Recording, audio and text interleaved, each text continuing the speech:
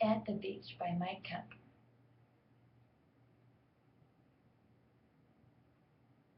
Wow, 1 week ago, 2 weeks ago, me and my friends, my family, we all went to the beach.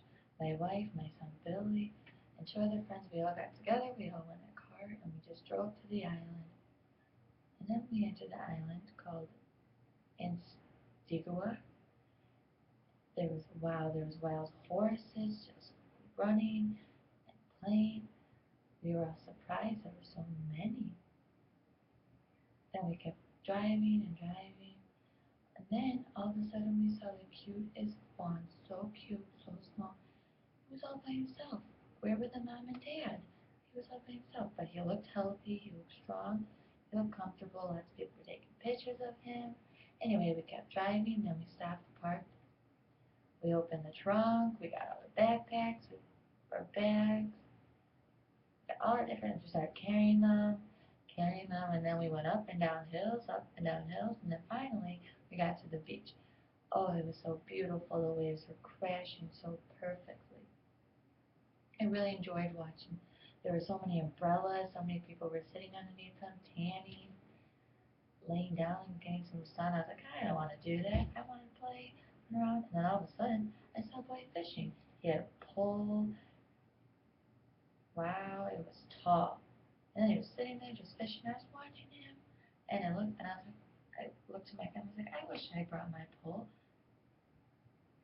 That pole all of a sudden just started going crazy, like there was a fish, and then the man started reeling and reeling. Wow, people were like, oh my god. I was like, wow, I wonder when the fish will come up. And then they started struggling and fighting, and then the pole kept bending and bending, and I was like, wow.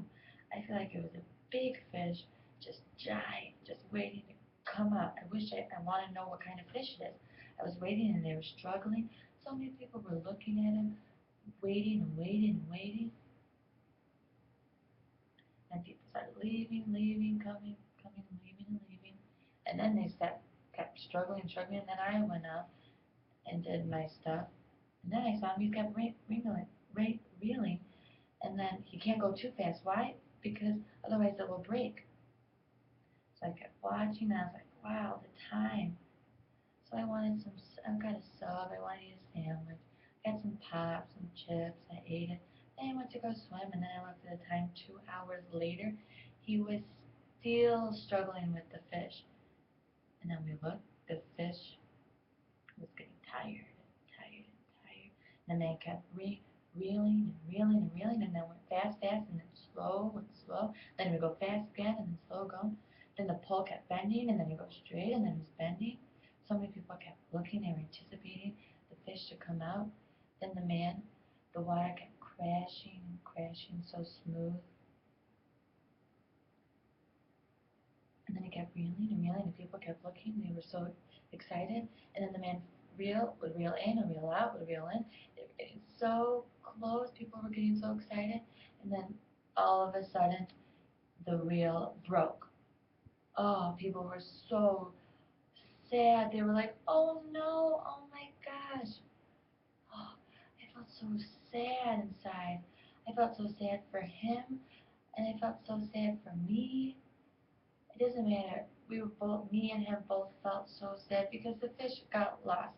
And now I will never know what the fish looked like, what the name of it.